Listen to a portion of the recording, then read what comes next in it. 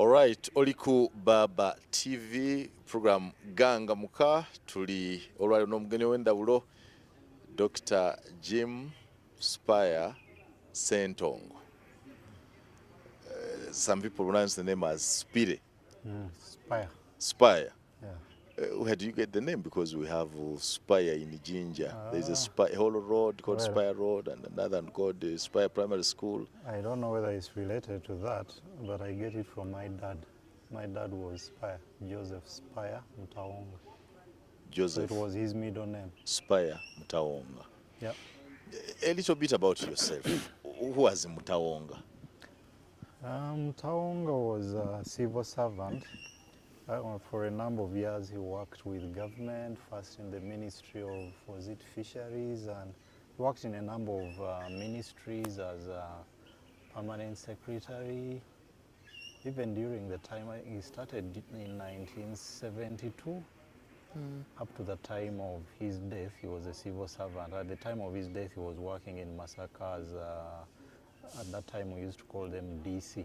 Is that District Commissioner? District Commissioner? Commissioners, yes. Yeah. That's some time ago. Yeah. Around the DC title was used up to around he died in 93. Yeah, because the DC title worked up around 19, I think 90, around there.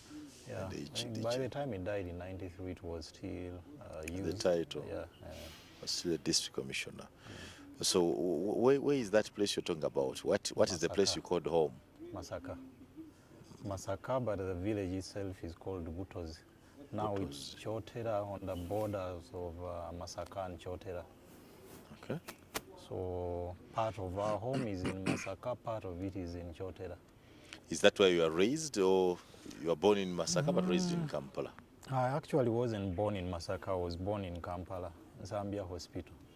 Oh. Yeah, but every holiday we used to go to the village, so we have the attachment both to the village and to the city. Although at a certain time we left the city and went to Masaka because our father wanted to be closer. When you say we, you mean how many? You seem to have been a good number? Yeah, we are a family of nine children. Children, yes. Yeah. Some good boys, number of boys? That is 6 boys and 2 girls, and 3 girls. 6 boys. So you grew up in a family of many boys. Yeah. That's very good. So mostly boys. The girls are the first 2. Born in Zambia, you grew up some time, then you start school. Yeah, but much of my time was in Masaka, the earlier education, because I think it's only nursery that I did here. That is, there used to be a school called Wandegea something. That's where I did my nursery, because we used to live here in Makerere Chikoni. That's where my father's house was. From that, when we went to Masaka, I did all my primary from there, secondary part of it. Yeah, so much of my earlier life was in Masaka. Which year is that now? Do you remember the year you did your nursery here? Nursery, that should have been, I'm not quite sure, it should have been before 1985, 1986. 86. That's some 3 to 4 years ago. Do you remember how old you were when you started? I could have been around 6 when because I started primary at 6, I think, P1. At 6 years? Yes, at 6 years. That was Blessed Sacrament, Chimanya, 1987, about there. I don't have a clear memory of the time. Yeah. That's so much about the dad and the mom? My mom also passed away, my father passed away in 1983, and the mom follows in 97. Just 3 years after? Yeah, just 4. Yeah, no, 4 years after. Still in Masaka? So the father dies when I'm in senior 1, mom dies when I'm in senior 4. Yeah, still in Masaka. What a shock. Yeah. It's very big. Where were you in for your senior 4? Senior 1 up to senior 4 I was at Bukalasa Seminary. Bukalasa Minor Seminary. I don't know whether you know there. Yes. So then I get expelled in senior 4. Expelled? In the first term, towards the end of the first term. So I finished the last 2 terms of senior 4 still in Chimanya, the secondary school. It was new by that time. So Chimanya Senior Blessed Sacrament Senior Secondary. So that's where I finished my senior 4, and then I leave Uganda. Oh, expelled for what? It is interesting. That at the age of senior 4. The seminaries of that time, it could have been anything. I can't sound very sure of the reason as to why I was expelled, because even when you are being expelled, you wouldn't really be told. For some of us, yeah, you could only suspect that it would have been this or that, because all I got was a note that I should try my talents elsewhere. It wasn't a cartoon, but what I think would have been the case, you remember Chick magazine? I remember the Chick magazine. Yeah, I don't remember who the proprietor was. But Chick magazine used to have in the middle a picture of a lady only wearing bras and knickers. By seminary standards, that was pornographic. So we were sent back home for school fees, and one of us came back with, there were about 5 copies. And I remember us falling on to get a copy. So soon after we had gotten the copies, the following day they conduct a search. So I suspect it's that, because no, I want to confirm it was that. It was that because all of us who are found with copies were expelled. So that's enough clue. Yeah, it could have been that. I had other issues, like I had been caught with radios many times, but I don't know whether it was that. I mainly suspect it was the magazine. Growing up, what do you remember to have been the most interesting thing that is memorable to you throughout school? Nothing really much about school.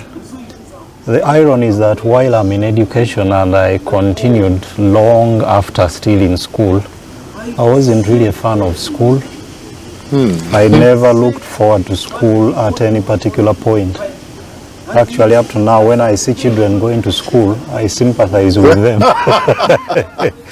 So I don't remember. There could have been moments of excitement here and there, but I don't remember any particular time when I said that now I really look forward to school. No.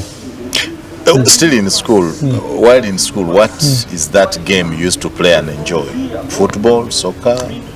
A bit of football. Soccer, although I wasn't really that good at it. I played table tennis, I played volleyball. Yeah, that's all. Basketball, I never tried because of its roughness. I couldn't handle, but...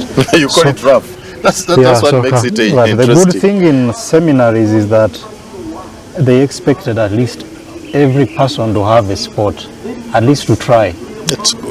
And the facilities were there. I actually want to believe it was compulsory to have something to participate in one. Yeah, so the facilities were there for those who would go for lawn tennis or table tennis or soccer, but you had to be doing something. Okay. Yeah.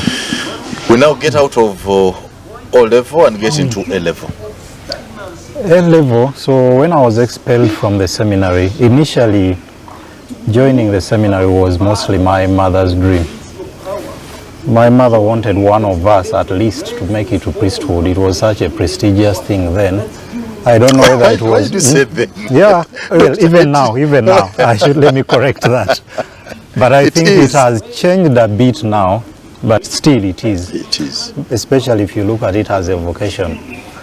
So she wanted one of us to make it to priesthood, I think partly because of that prestige, having one of your sons as a priest. But giving also back maybe to the Lord. It was looked at as giving back to the Lord, thanking the Lord for the many blessings. Maybe, Lord, I give you a son to serve you. Maybe even that. It could also have been for genuine spiritual, religious reasons. 4 of us went to the seminary, but none of us made it. In fact, I'm the one who came closest to making it. But still never made it. Still, I never made it. So when I'm expelled from the seminary, by then my mother had just died. I think it was just 1 month after her death. I'm expelled. I finished my senior 4. I have an uncle who is a priest with the Apostles of Jesus, Father Ben Lutaya. So he asks me after I finished my S4, are you still interested In priesthood? in priesthood? And I said, certainly, yes. I had 2 ideas.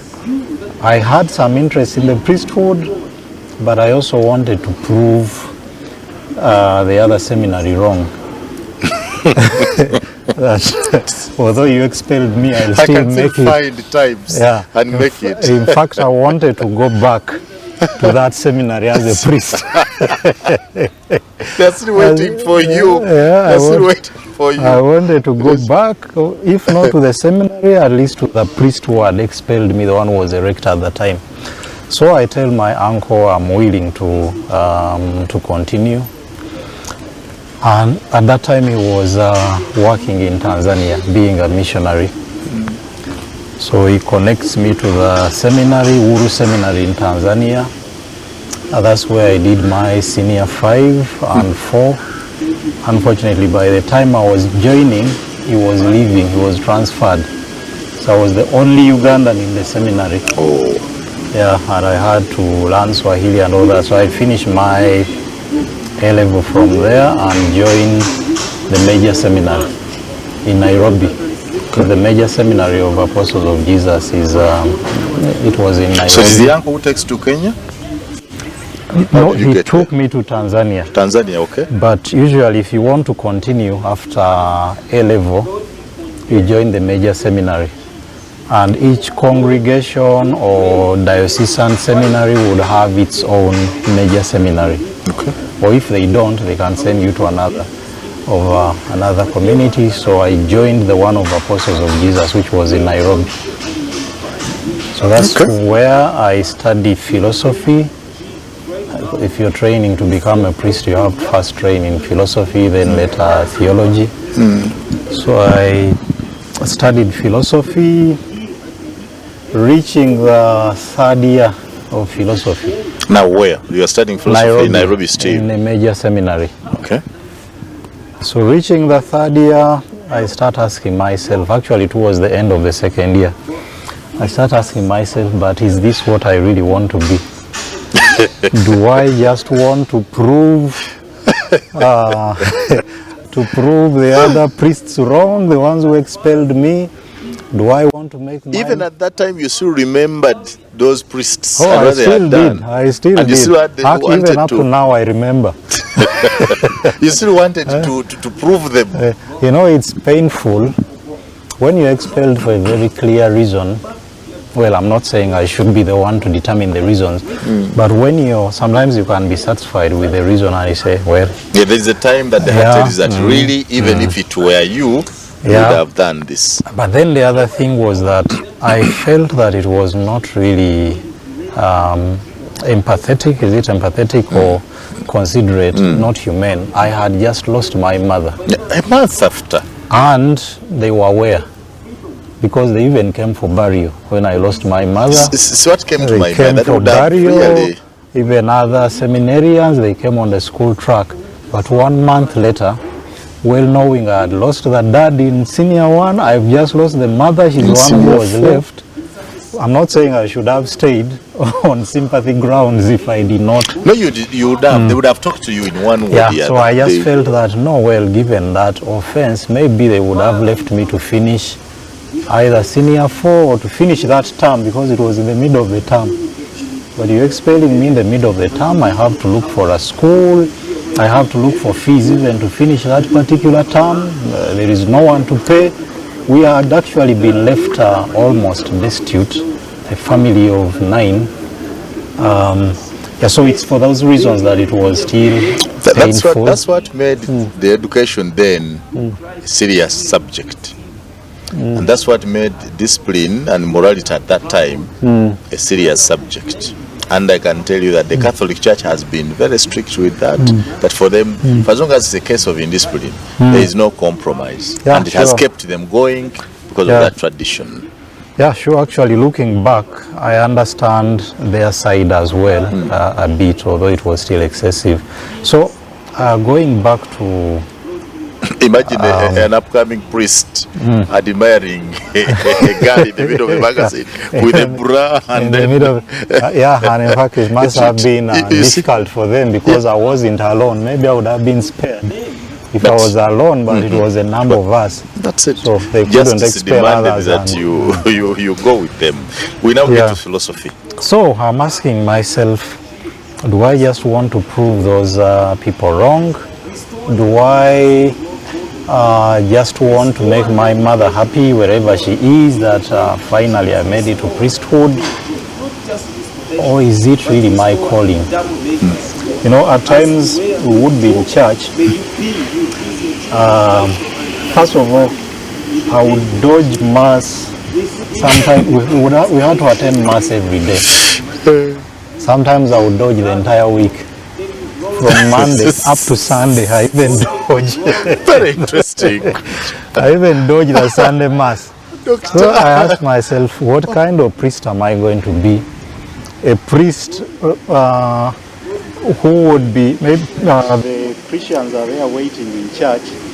The priest is in bed. In mass. Or does it even remain mass when you dodge it? The priest is creating an excuse not to go for mass. At times I would even go to church with summaries of philosophy notes. I put them in the Bible. We used to have time for meditation, about 15 minutes before mass. So as others are meditating, I'm holding my Bible as if I'm reading. I'm reading my philosophy notes. So I started reflecting seriously, and I felt, well, this is not my calling. In second year now? In second year, towards the end, I realized it was not my calling, that I was just forcing it. We had to write towards, I think, in the first semester, third year, we had to write a letter applying to go to novitiate, because you would go to novitiate before later going for pastoral work and then joining theology. So we had to write a letter applying to go to novitiate, and we were all asked to write, of course, to write what you felt. I remember everyone else wrote applying to go, including those who did not intend to continue. But they thought that if they show it that they were not going, they could be expelled as well at that time before even finishing. But I said, no, let me be honest. So I wrote, I said, much as I really appreciate, I've learned a lot from the seminary. In fact, I learned so much from the seminary. I appreciate it up to now. So much. Much of what I am is because of that background. That shaping. That's good. Yeah, so I wrote that I really appreciate, but I feel that this is not my calling. This is not my vocation. And even if I continued, I know I can make it to priesthood, but I will not make the kind of priest I would want to be, and perhaps not the kind of priest you would want me to be. They wanted me to continue, actually, unlike the first experience where I was expelled. This time I was really loved. For a number of reasons. I was very active academically, I was very active in art. I had made so many paintings all over the seminary. Up to now, if you go there, you'll find them. Some still exist. Yeah, they are there. You'll find them in the dining hall, you'll find them in the library, in the in church, even in their church. There are so many paintings that I had done. So they had really wanted me to stay. Maybe they looked at me as an asset for the congregation. And what made it worse is now when I finished philosophy, when I finally graduate, I get a first class distinction. The seminary was affiliated to a university in Italy, in Rome. It's called Urban University, Urbaniana. And it had been affiliated for a number of years. By then, I think 15 or 20 something, but they had never gotten a first class. So mine was the first class. That's from the congregation. So now I get the first class, but at the same time they know I'm going to leave. Yeah, but still, What I an had to interesting leave. twists in your life. Yeah, so that's how I left. So you finally left priesthood. Yeah. No, I didn't leave priesthood. You had actually not become a I priest. You left left the philosophy. seminary. Yeah. But that was after finishing philosophy. Who was meeting those costs then? By then it was free. We didn't have to pay. I think seminaries had funding from Rome and different sources. So we're not paying. So all my experience in the major seminary, I never paid my education in the major seminary. Now you want to leave to where? For what? Now that was the dilemma. I wanted to leave. I knew quite sure that I wasn't in the right place, but I was not sure what the right place was for me. I had thought of teaching at university, but I wasn't even sure that that could come true, because for teaching I knew you needed a master's, you needed to have a first class. So I would say I wasn't sure. So I left with that anxiety, with that uncertainty. And for 1 year I was actually just out there. I would help my brothers. By then two brothers of mine had moved to UK, and my sister. So I would help them when they are building here, to supervise and all their works. And then I also worked at a restaurant as a combining being a manager and a waiter, a restaurant of my uncle. He had just set it up. So I would serve, you would get people coming. It was at around Nakasero market. So you would get people and they command you, bring this, bring that. Yes, and then you sometimes sit and think, here I am with my first class degree. I am being insulted by people. The lowly. Yeah, but you still wanted to survive. Survival. Yeah, until after that year, I talked to my brothers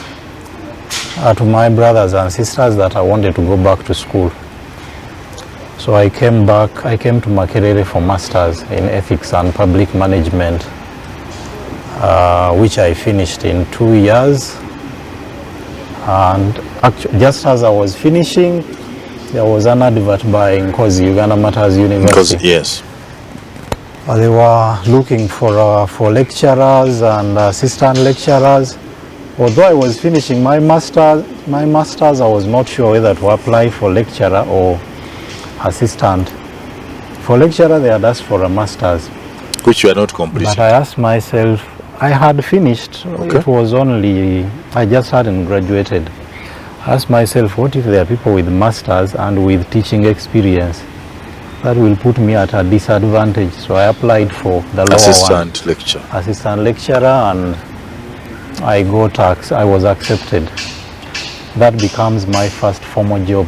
At Uganda Matters? At Uganda Matters University. I had other jobs in between, informal. I had joined Observer, but as a part-time cartoonist. Oh, you worked for the Observer newspaper? Now, up to now, it's not formal. It has never been, not full-time. But since then, since 2006, I've been with the Observer up to now. Now I even write, but I started as a cartoonist there. So 2006, I joined the Observer. 2007, that's when I joined Uganda Matters University to teach. Yeah. So from there, then now assistant lecturer. You're also assistant lecturer. I grow through the ranks up to 20. No, maybe before that, I had wanted to start a PhD, but I didn't get opportunities immediately. So in between, I see a call, the Commonwealth call, the Commonwealth scholarships. I said, let me just try this. I applied for another master's. Just try. Hey, now you're applying for another master's? Yeah, for another master's. It was in education for sustainability. I was admitted. I got the scholarship, and I ended up I got the Dean's Award for being the best student on the program. It was with London South Bank University. It's very good. I got a distinction based on the program, but as I was still finishing that, actually midway that master's, I get a PhD scholarship. Now I had to decide either to drop the master's and start the PhD, or to continue with both of them. I decided to continue with both of them. I did them simultaneously, and I finished the PhD in 2015. Now PhD in what? In humanistic studies. It was philosophy, specifically ethics, but broadly the PhD is humanistic studies. And that was in Holland. Yeah, so for the education, that's where it ends. Now I was talking about the moving through the ranks. So from when I became assistant lecturer in 2019, that's when I was promoted to associate professor. But I was also working at Makerere as a part-timer since 2011. Yeah, 2011. So you got into Makerere in 2011? In 2011 as a part-time lecturer in the Department of Philosophy, when I was full-timer at Uganda University. And then I became full-time at Makerere in 2018. Yeah. That's interesting. The journey briefly. You're understanding Dr. Jim Spire Ssentongo, popular cartoonist, Chetumanyi. We have known you so much for your cartoons, although your resume seems to suggest something else. Anyway, in just a short break, we'll return and continue the interview. Tutegedde bulungi ndi ne Dr. Jim Spire Ssentongo. Tutegedde ebyafaayo bye, okusoma kwe. Mu kusoma kwo siwulidde w'okwatagana na katuuni ate nga tusinze kumanya nnyo ku byakusiiga bifaananyi na katuuni. Naye tekiraga nga kye wasoma obusomi nti deliberately wagenda n'okisomo kikola. How does it, where do you pick interest in art? Kati ekya katunda art, it's more of a talent. In our family, I think there are two people who showed that talent. My elder brother, who actually pursued it up to university. He finished his degree in fine art. He's a professional artist.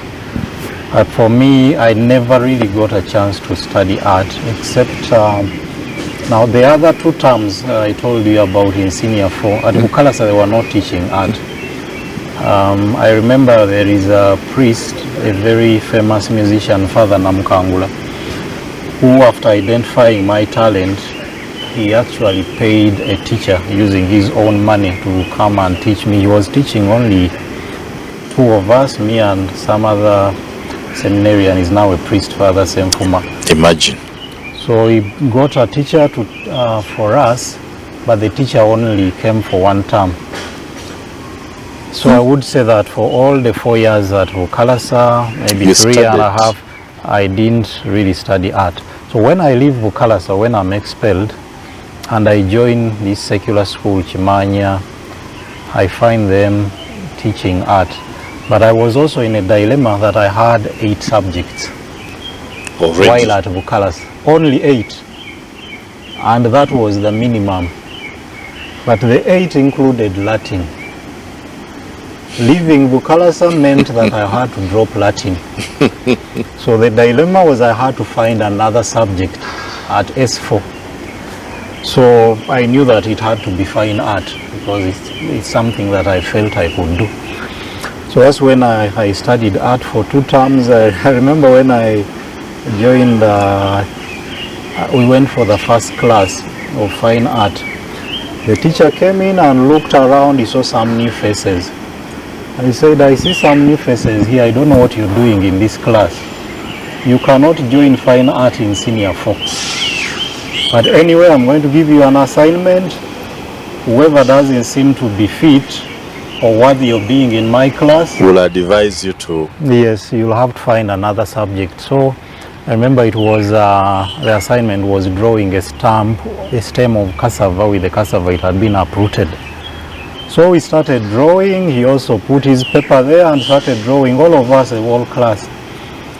After about 40 minutes, he started moving around, walking around, checking and commenting on what we were drawing. The cassava drawings you're doing now. So when he came to my desk, I didn't have an art pencil. I had these ordinary pencils. That's what I was using. He first stood and looked, and then he came closer and asked, "Are you sure you are not studying art?" You said no? I said no. So he went slowly back to his table and he rolled his drawing. He rolled his drawing. I'm told that he used to draw and then show using it as a demonstration. Simply rolled it and did not show it. Perhaps you had done better than. At the end of the assignment, he tells the class, "So from today, if you ever get any challenge, you talk to him. He can assist you if I'm not around." So somehow, first time. Yes, first time. So somehow I become a teacher Of fine art in my first art class. And from that time, when I heard that, and I realized that even those who were there were not really doing much. No art. sigala. So I would go there when I wanted, and the teacher was not really bothered. I would go. If I didn't go to attend, he wouldn't care much. It appeared we actually became very close friends. It's good. So that's the only time I studied art. For those 2 terms, I got D2. And going back to the seminary, there was no art, still even in Tanzania. So that's the only time. Maybe again when I was in the major seminary, my uncle had a friend in Nairobi. He's actually a Ugandan, based in Nairobi, a Ugandan artist. So they talked, and he suggested that he teaches me on apprenticeship. So sometimes I would go and visit him on weekends just to see what he was doing, and he would instruct me do this and that. But it was also for a short time. So generally I would say that art is mostly a talent, and I've been improving it through interest, passion, but it's not something that I've studied. And when it comes to cartoons specifically, the cartoons, those ones I've never gotten any training at all. Just admiring works of others, being inspired by that cartoonist and the other. You look at their work and pick some few techniques. There you come, but you have the most beautiful and interesting cartoons, I will say, in Uganda so far. Thank you, thank you. Are you paid for them? Like when you do them for the Observer? Yeah, Observer pays. Of course, you know, maybe you have a general idea of how journalism pays here. I know. And even with cartoons, it's not really, I wouldn't say it's payment, I would call it a token. But because it's a passion, and because I look at cartoons as something that I use for communication, as a vessel for me to talk about especially issues of injustice or issues of that I would want to be corrected in society, it's something that I do happily, even without being paid. So many of the cartoons you've been seeing actually on social media are cartoons that are not published anywhere else. Have you I just draw and post publish them there without being paid by anyone. When do you get time to draw them? Because you seem to teach at Makerere. How do you juggle between the teacher, family, and then the others? Yeah, it's quite busy and quite difficult to balance. I would say my social life is the part that is suffering. I don't really have social life because I have to balance many things: writing, drawing, teaching, and some other things that I do. But because this is a passion, I always try to find time for it. I mostly draw when I'm tired. When you're tired? Yes, when I'm tired is when I draw. And you draw this powerfully communicating? It's mostly when I'm tired. So you'll find me, especially in the evening. If you have observed, many of my cartoons on social media are posted at night. Yes. So it's in the evenings when I'm tired, sometimes even maybe during lunch hours. So I don't really find it a strain, especially because I have that drive within me that you have to talk about this. Even when I try not to, you feel there is something that is pushing you, you cannot keep quiet. Doctor, how much time would it take you to come up with a cartoon communicating a particular message if you thought about something? You read about something in the newspaper and you want to speak it the other way. It depends. It depends on the subject. It depends on the idea itself. There are some cartoons that appear to my mind directly and very clearly. There is, in English, it's called epiphany, where you get an idea that occurs to you in all clarity. You feel you don't even have to add any more thinking. But just place it on paper. I would call it downloading from the head to paper. So some of those can take even 15 minutes or 30 minutes. But for many, I would say about an hour, because it's the thinking that takes much of the time. Of the time, yes. Yeah, because you have to first think so much about how to summarize whatever you want to say, something that would have been said in so many pages. How do I summarize it in a very small image with a few words? That's what takes time. Do you remember any time that cartoons have brought you problems or landed you into trouble, either with the family or with the government or with any? Not really, only once, and even then I wouldn't say that they put me in trouble, maybe close to trouble. That's when I drew a cartoon of Mufti Mbaje. I remember during that time, was it 2009 or thereabout, the conflicts of Muslim property. Yes. So I drew a cartoon of Muslims digging up a mosque, and it was written on the back, probe, sort of a probe team. So they were digging up the mosque. The Mufti was clinging onto that, is it called a tower on the mosque? The tower in the mosque. So he was clinging on the top of it, saying that you ask my guide Allah, because he had said that in whatever he was doing, Allah was his guide. So he was pointing into the skies, saying, ask my guide Allah. All of that was not problematic. Now where the problem was, in the skies I had put a man with a huge beard to represent Allah. In my naivety, I had not known that in Islam it's blasphemous to draw an image of God. Draw an image of God or even Prophet Muhammad. So someone writes to the Observer. In fact, I saw it in the papers. They never called me. The editor did not inform me. So the following week, I'm checking the papers and I see a letter. On this date, you published a cartoon depicting Allah, which is blasphemous. You either apologize or we go to court. Or you will see.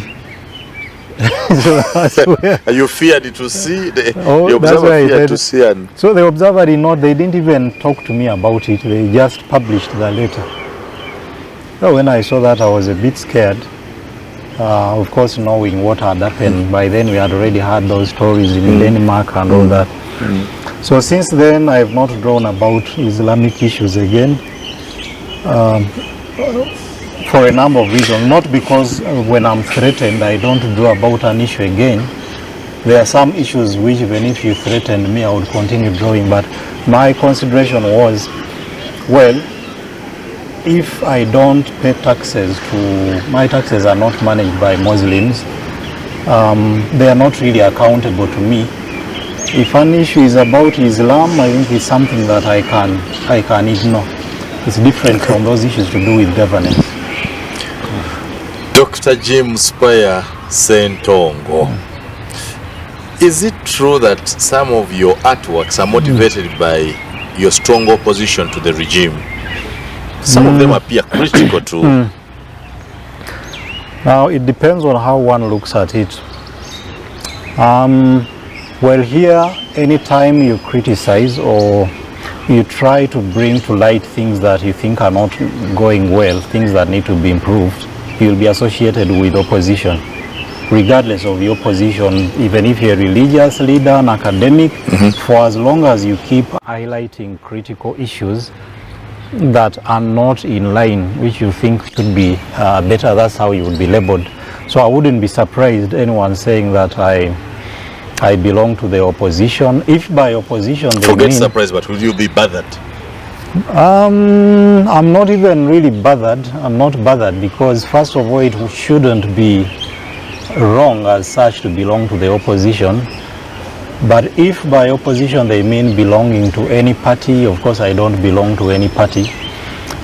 If what they mean is that I belong to those that would be critical of government if it does something that I don't think is proper. That's the position here. Then that is a proper anything description. that causes discomfort to the state. For That example, you have put Kampala on tension, you put the president on tenterhooks, you put the KCCA, the executive director on tension, by just portraying and exhibiting potholes.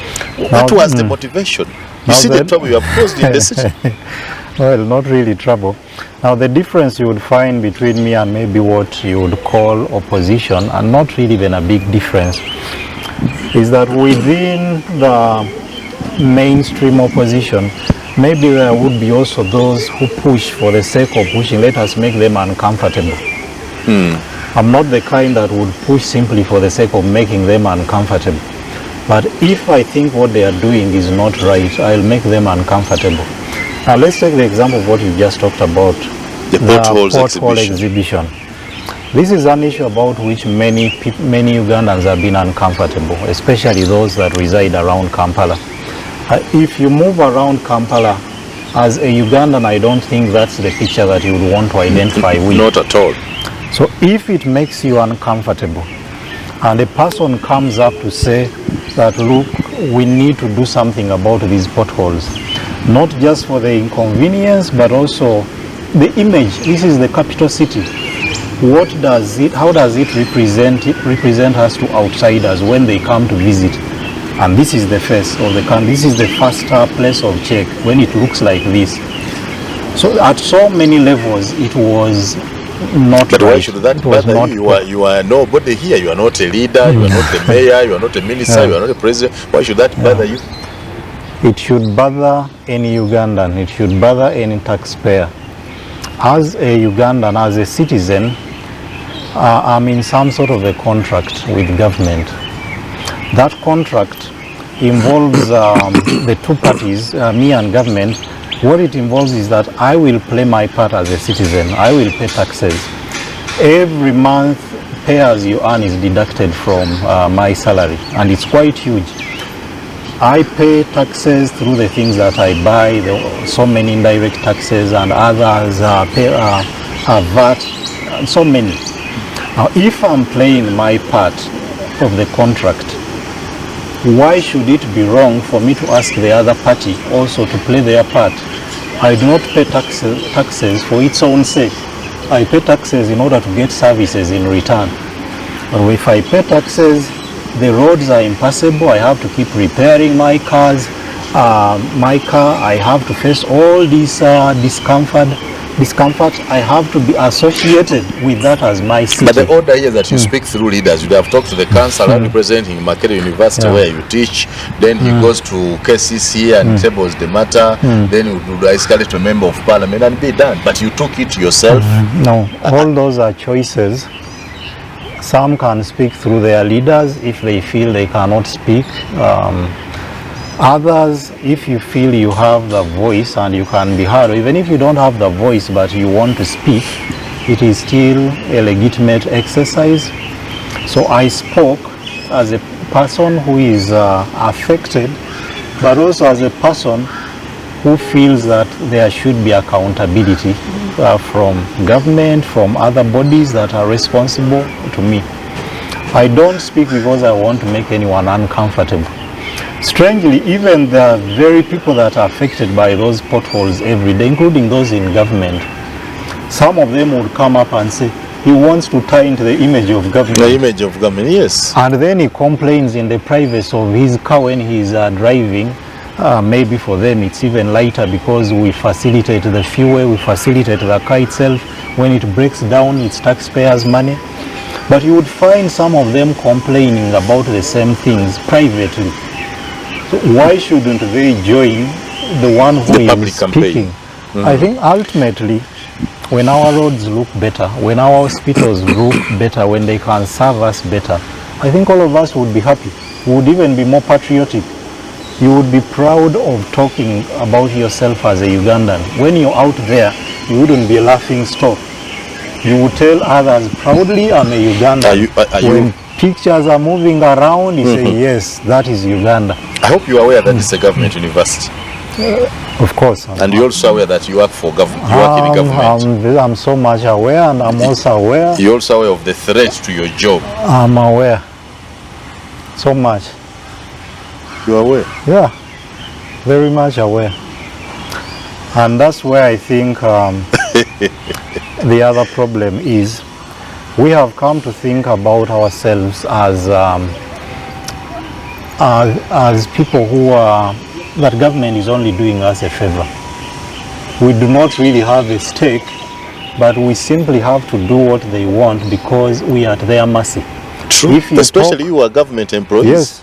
If you talk, collective responsibility means that even Dr. Spire is part of the potholes we have. Because you work for government, actually, that's what you mean. Collective responsibility. Sometimes I imagine myself as a minister or as a vice president, and someone tells me that it's collective responsibility.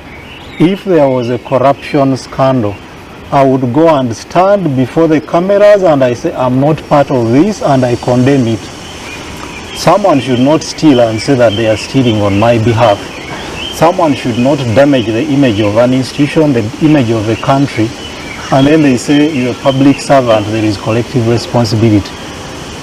The collective responsibility involves the responsibility to protect what we have to protect as a country, the responsibility to demand for what we are entitled to. So it's not only collective responsibility when there is a wrong thing to hide. So I know that by speaking, of course, it puts me at risk, my job and all that. Especially your job, and you're not speaking once. You spoke about the potholes. No, government promises to fix the potholes. Today you have launched. The other day you also launched another health, state of health exhibition. The Uganda Health Exhibition. You have also promised another on education. At the end of the day, you'll be more dangerous than Bessie, than Bobi Wine and the others, because yours is becoming too much. Everybody's getting involved. I even see ministers comment about. The word shouldn't be dangerous. The word should be that I'll be useful to the country. Useful? Useful, and I don't even want to say I, because that would mean that it's only me speaking. The reason why so many people have come up to join the campaign, yes, to tweet, retweet, share. They associate with what I'm talking about. They associate with the pain. I've seen some government officials coming up as though in a competition to post pictures of what is good. Of what is good, yes. We have very good roads here. We have good hospitals, very good hospitals, intensive care units, and you are posting. Where I think that they are missing the message. What they are missing is that we are not really in competition with anyone, and that government should not be competing with citizens in trying to express what they feel. When people that you are accountable to tell you that we are not comfortable with this, that you're supposed to serve us, yes, you have done some good things, but we want better here, and that what is really not okay is too much. That it's beyond what is acceptable, even when we know that institutions cannot be perfect.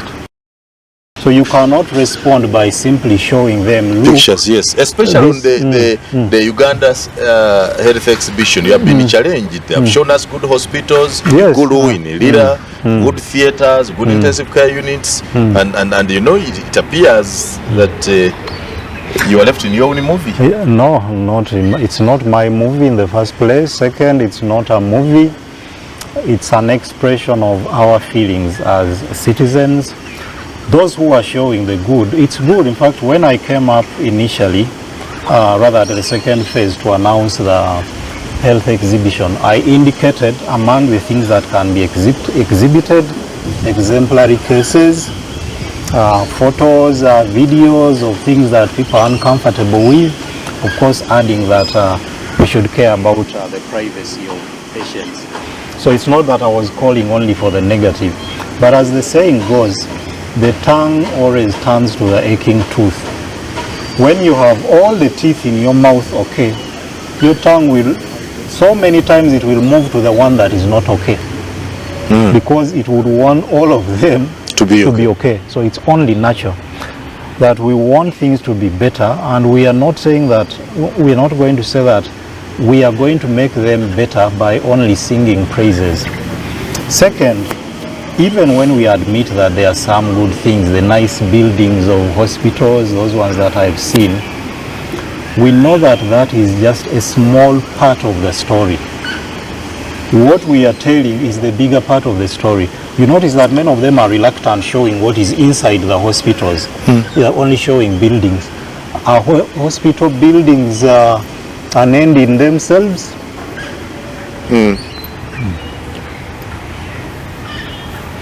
So are hospital buildings an end in themselves, or they are meant for a particular purpose? So those who are trying to vulgarize our message will try to associate it with opposition. They try to associate, there will always be that kind of propaganda. You mentioned something that you have come up to show this, you are showing so many. For anyone who has known me for some time, my voice has not changed. And in fact, what you're seeing now is only seen maybe because I have more audience. But it's the same thing I've been saying. If you try to trace my cartoons over the years, that is the message. You try to trace my articles, newspaper articles over the years, same message. But you are now in competition with the, you have become a threat to Bobi Wine. No, I'm not. You are in competition with Bobi Wine, with the messages. You are actually competing with Bobi Wine because the mobilization you are doing, I hope you are aware that a government can collapse because of what you are doing. My concern actually is not so much about whether government survives or collapses. If a bad government collapses, I would be happy. I would only be concerned maybe with what happens when it collapses. That if it just collapses suddenly, there are so many things, the Tunisia case and what came after, the Libya case. But as in the collapse of a bad government, that is if I'm to look at service delivery. If that happens, I wouldn't be unhappy about it. But that shouldn't be our focus, although it's part of the problem. It is actually, it is at the center of the problem. All we are talking about relates to governance. Now, on the issue of competing with Besigye, with Bobi Wine, I think this is a narrative that is brought in by those who want to use this as to fight another war. They want to use it maybe to weaken Besigye, they want to use it to weaken Bobi Wine or to weaken Muntu, or to show no, they are not doing anything. My view is that everyone makes a contribution depending on what they can do, their abilities, their talents. I'm doing what I can do using my talents or what I imagine would work. While Bobi Wine may not have directly participated in this, while Besigye has been tweeting on the potholes and the health exhibition, but even if they had not participated, they have done so many other things which we cannot trivialize now just because they have not participated in this campaign. Yes, my problem actually would be with those who are completely silent, and they have even been silent before when that's where I was going, Doctor, because even you, Dr. Besigye has been saying almost a similar message like you are saying now. He has called out the elites, you inclusive, to come out and speak boldly against these bad things. To the extent that actually one time he said that Ugandan elites are idiots. Because they say they want to pretend that they are comfortable when the whole country is bad. And you have never come out, not to join his walk to work, not to retweet his message, not to reply, not to respond, not to give support. You are coming out now to say or do what he has actually been saying several times, and you have never joined him. That makes your drive selfish. I think, first of all, if someone says I've never come out to join either Besigye or Bobi Wine or whoever is trying to make Uganda better, whoever says I've never joined doesn't know what I've been doing or has not been following. I would just refer you to the articles I've written, the cartoons I've drawn. You check how those cartoons have been depicting Besigye and his work. Check how they've been depicting Bobi Wine and his work, Muntu and his, whoever has been making a contribution. You realize that my voice has always been there. Or about going to the streets, just as I mentioned earlier, I think each of us has their talents. We all have our personalities, we all have our abilities, and maybe even points of weakness. Personally, if you ask me to go to the streets, I wouldn't go. Not because I don't agree with those who go to the streets, but knowing my personality, what I can do and what I can't do, I don't think even if I went to the streets, I would even be that productive. So let those who can go to the streets productively to realize some change, let them go. Let those who can mobilize on social media do that. Then those who can use cartoons, those who can use music. The idea is that everyone should try to use the abilities that they have to make our country better. But not that all of us should be doing the same thing. So when someone does something and I don't do it, it doesn't mean I'm not supporting them. I'm using my own front either as backup to what they are doing or as a different kind of engagement. Thank you, Dr. James Spire Ssentongo, for this wonderful interview. Naky'abantu babuza okolera ani ddala ogenda okolera ani ekyo ekibuuzo nkiwulira nnyo naye kyekiraga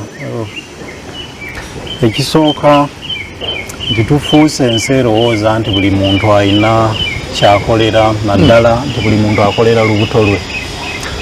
Tufuuse ensi erowooza nti buli muntu asobola okugulibwa. Kyenyamiza okulaba nti kati buli muntu alowooza nti buli kyokola waliwo akusasula naddala ng'okola ekintu ekirungi obanga yategese ettooke lye anaatera musaawa yonna. Naddala ng'okola ekintu ekirimu oba okurisikinga tewali ayinza kugenda mu risiki nga talina kyafunamu. Kyenyamiza kubanga mu mbeera entereevu ekyo kye tulina okuba ffenna nga tukola. Nze sikola byenkola byonna sibikola olwakuba wali wansasula. Tewali muntu n'omu era bw'aba yasobola okuvaayo n'agamba nti n'akyogera. Ekyokubiri, manyi gavumenti eno eri sophisticated mu intelligence. Bandibadde bategeera dda kyonna gw'okolera. Ekyokusatu, abantu abaagala okunsasula bangi n'abantuukiridde bangi, naye nze byenkola biva ku mutima ne ku what I would call a conscience. Nakugambyeko ku training yange ey'omu seminary n'engeri gye bankuzaamu ewaka. Bwe nkola ekintu oluusi ebintu ebimu kisigala kindiko ku mutima nga kinyigiriza, naye kino kye wandikoze nti bwe nkwata sente oli ampadde okay biliyoni 2 ziizo genda okola ebibyo, genda ozimbe ezi malls bino biveeko. Bw'osirika naye muli bw'obanga omutima gwo gukyakola musigalamu ekintu ekigaana naye kyenakoze kituufu. N'ogenda mu malwaliro n'olaba ekiri abantu abo abali ku mbalaza, naddala abaavu abatalina ddoboozi, nga gwe okimanyi olina eddoboozi naye n'osirika lwakubanga oli bulungi. So kyenyamiza okulaba nga abantu bangi balowooza bati, naye nga tekyewuunyisa kubanga bakirabye enfunda nnyingi nti bangi abavaayo nga yeefuula ayogerera abantu, ekiddako ogenda okuwulira yasaze eddiiro oba bamuwadde ssente n'akola kino. Nze kyemmanyi ne gavumenti lwaki tentuukirira nnyo, manyi nabo bakimanyi, basooka they first study you as a person. I know they know me kuba ninamu n'emikwano gyange. bandibadde bantuukirira dda liba tusobola okuwa ssente tusobola okuwa ekifo tebakulaba nga kizibu oba tebandaba nga kizibu naye ne bwe bandize wakatandika okubeera ekizibu kano bye wayingiddemu notuusa pulezidenti n'atuuka okuyita olukiiko okwogera ku nguudo kubinnya mu Kampala ali mmanyi pulezidenti yandibadde namusanyufu sisuubira nti bw'aba yabirabye ebyo ebintu ebinnya nti byonna byonna yali yabiraba mmanyi ebimu abimanyi nti naye is part of the problem, but I also know that there are certain things that he doesn't know, so it is also beneficial to him. Naye sirina kyentandise kyembadde sikola lwakuba abantu beegaseeko ku kino nti ne babeera bangi ne bakisharinga naye si kipya. Bannayuganda banoonya omuntu abalumirwa ke bakufunyeka ne balaba nti obalumira ne bakutegeera nabadde tebakutegeera singa bakusaba okujja okubayambako olutalo n'okulembera struggle ne bagaa nti jangu tuyambeko okulembera struggle tukakase nti onaabeegattako si kwekweka makere nga baagala openo ojja obayambeko ntionereidda wafe okulembere nga nawe bakuviiridde bakuyiriddewo omubiri. Tewali anjiyiriddewo omubiri, beeyiriddewo omubiri yakuba byengezaako okwogerako wadde binkosa naye sibyogera lwakuba binkosa nze ng'omuntu kyokka. N'abo abeegaseeko abagaseeko eddoboozi mmanyi bagaseeko lwakuba nabo kibanyiga oba lwakuba nabo bawulira bubi okulaba nga kinyiga abalala. So sijaga nti bannayuganda banjiiriddewo omubiri. Ekyokubiri nti bwe bansaba nti okujja okukola ki obakulembere okulembera kuki okulembere nga omukulembeze kuba kati olaba kuba baagala omukulembeze ayagala nebikole kati oyogedde nebikolebwa katugeze President Museveni ayinza okusaba nti jangu obeereko mu enforcement obeere minisita tulabe ng'onaabisisa mu nkola oba n'opposition ega nti jangu otukulembere kuba kati balabye nti kwate ebyo biri effective olumira omuntu wa bulijjo kigoberedde bwe batyo bwe babeera kuba ne Bobi Wine naye jjukira yasooka kuyimba ennyimba ze twazitegeera amaze kuvaayo kanawe katunzo twakatandika ozitegeera ojja oyambeko kwata ekintu kwata struggle situla kulembera. Manyi bwe weetaba mu bintu nga bino ne bituuka ku level nga kino gye kituuseeko ekimu ku bintu by'olina okwegendereza butakyamuukirira. Osobola okukola ensobi eyo ey'okukyamuukirira okay kati nkoze kino kangende newali nze kye nandigaye nti omuntu akole kyasobola okukola. Bw'oba ng'osobola okukunga abantu ku social media nga bwe nkoze bakunge bw'oba olina eddoboozi ng'omuyimbi bikozesa.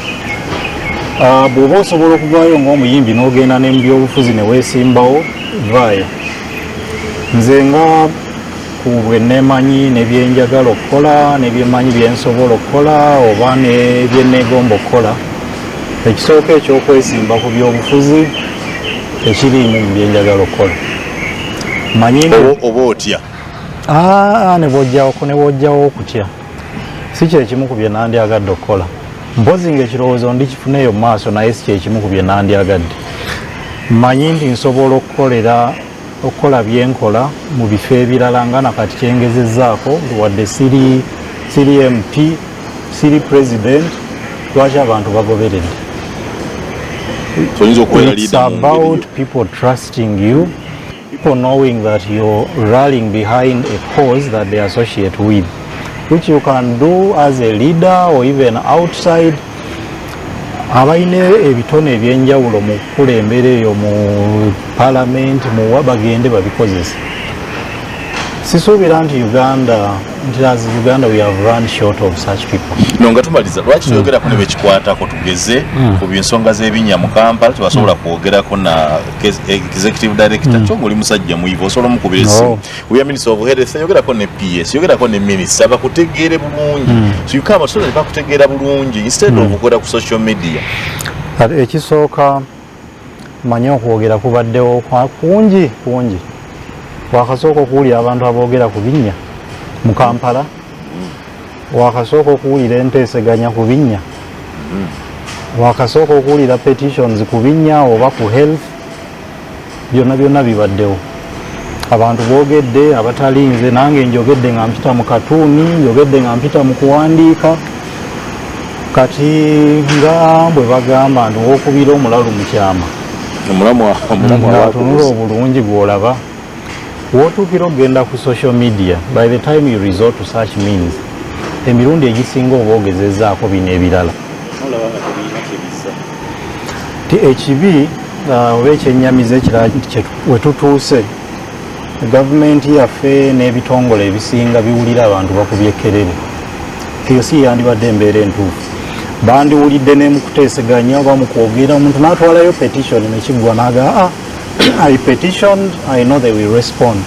Naye eryo eddoboozi terikyawulikika eri.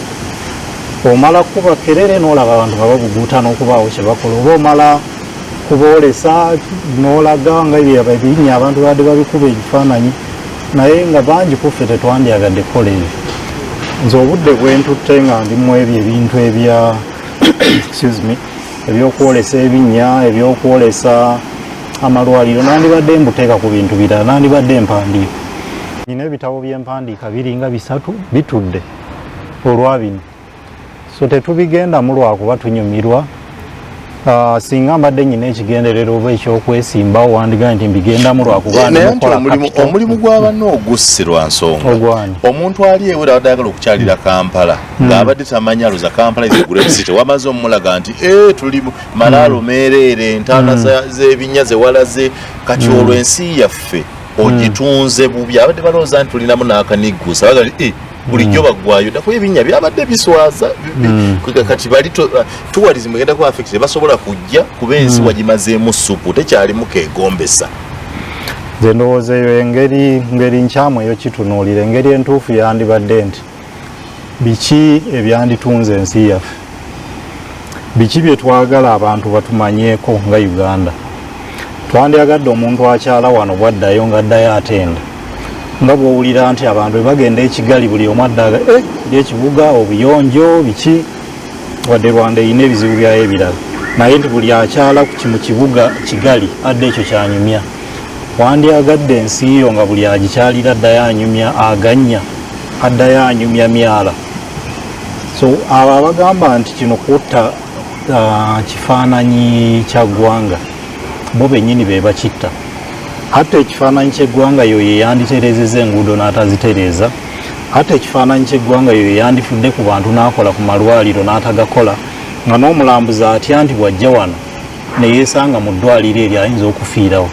Naye abalambuzi bawulira nti bw'ojja e Uganda ne bw'onaafuna ekizibu ekyo oba okulwala osobola okugenda mu ddwaliro nga toliimu kutya. Naye omulambuzi ajja afiire wano, bameka abanaayagala okujja? So ekyo kukyusa kifuula n'engekye kyekyo kyetwandigambye nti from the core, ani ayonoona ekifaananyi ky'eggwanga, ani ayonoona erinnya ly'eggwanga. Ayonoona erinnya ly'eggwanga, ebirabo enyinza okugattako, yatulugunya abantu, ebifaananyi ne bifuluma eyo ebweru yonna yonna. Naye laba e Uganda abantu bwe batulugunya, laba poliisi engeri gyeyisaamu abantu, laba amalwaliro bwe gafaanana, laba amasomero. Oyo yegutwandisookeddeko oyo.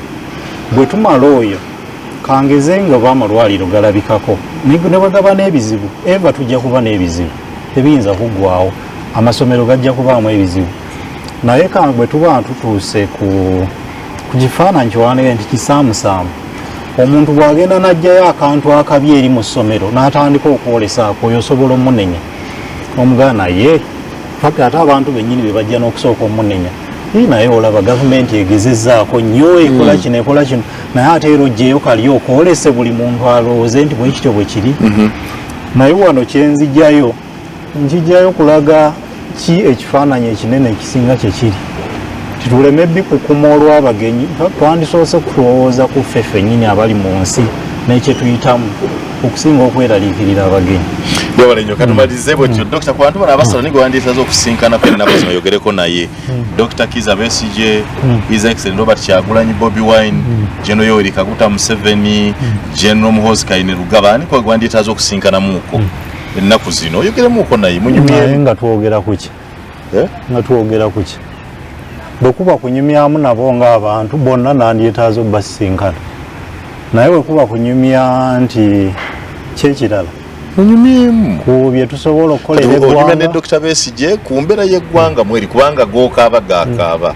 Onyumya ne Bobi Wine ngana yalooza nti people power abantu kye balowooza nawe kyolowooza. Onyumya ne Mwami Museveni okumuwa ku magezi mutereeza mutya eggwanga. Sandibadde na buzibu kusinkana Dr. Besigye n'akamu kya Honorable Kyagulanyi sirina buzibu.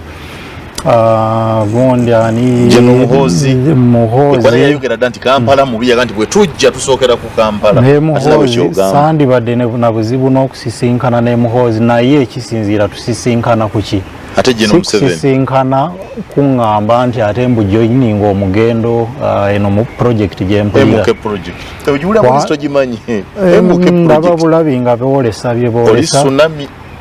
Okay. Moyaga Katrina whatever it is naye nandyagadde ndi bwe kuba kusisinkana twogera ku bintu ebiyinza okuzimba eggwanga tetwogera ku gosobola okujja ku ludda lwange nzije ku ludda lwonkole ki ne President Museveni era bwe kuba kumusisinkana kyensooka okwebuuza musisinkane to what end omusisinkana ng'omuntu nga bwe nkusisinkanye bwe nsisinkana omulala ekyo tekirina buzibu naye omusisinkana okwogera mba neebuuza kwogera kuki and to what end simanyi maybe okutegeera nga tomanyi gavumenti we running bw'osinkana Museveni akubula governance omanyi obuzibu abasajja bwe bayita mugoba banenya binnya banenya tomanyi buzito buli mu kwetiika gavumenti so bwe musisinkana akunnyonnyola n'okitanga nti wamma onsonyiwe mukama wange nali simanyi buzito bwe weetisse okunsonyiwa okusonyiwa ebintu byotutaddemu sirina kyenaawadde katuuni gye naakubye oba bubaka bwe naataddeyo bwe ndowooza nti nabuteekayo lwabutamanya nti omuntu yandinsonyiye saategeera era omuntu ne bw'aba nga nsiba olw'obwo obubaka nsigalawo ne ŋŋamba ekyo kye nayagala ogamba kusibolese n'okyogera kyekiddako awupiwaweya kyekiddako okyokola tetujja kukkiriza kubeera makerero sinziira eno oweereza obuntu oli makere bwoweereza obuntu bwe butabula eggwanga ugenda kusibwa be aware. I don't know whether you have children or a wife or a family but be aware that what comes next is that waliwo olugero lw'Oluganda nti omala okutanaka ku mwenge nti alinyimba alindaba lwaki oba otanaka ku mwenge ate otandike kutiisatiisa akuyimba so tetwandyogedde ku oba ngenda kusibwa oba ki kyetwandyogeddeko byenjogerako bituufu byenjogerako byetaaga okutereeza bwe kiba nga okuddibwamu okutuufu ku ebyo kusibwa ne bwensibibwa get rid obusajja bukuba busiba enjegere ku bigere kuno ne busiba ku mikono buli adde omuwulira akaaba banjasa ensigo bamenye byawea. Imagine a very handsome gentleman, a lecturer of repute like you to be embarrassed there, be arraigned there nga bakutulugunya bwe batyo kiswaza engero nyingi ku ekyo. Agamba agoba ekiwojjolo teyeewala mpumbu, ayagala okunyiriza ekyoto aguma n'asiiwuuka ekyenyi. Ebyo byonna mmanyi bijjirako abantu betwegomba abalina bye bakoze bye bakolera ensi ba Martin Luther King ba Mandela baani obulamu bwabwe bwali bwakuyita ewagonda oba tekitegeeza nti weetege mu buzibu ng'obulaba naye bwe buba nga obuzibu bunajja as part of it then so be it. Nze Simon Muyanga Lutaya.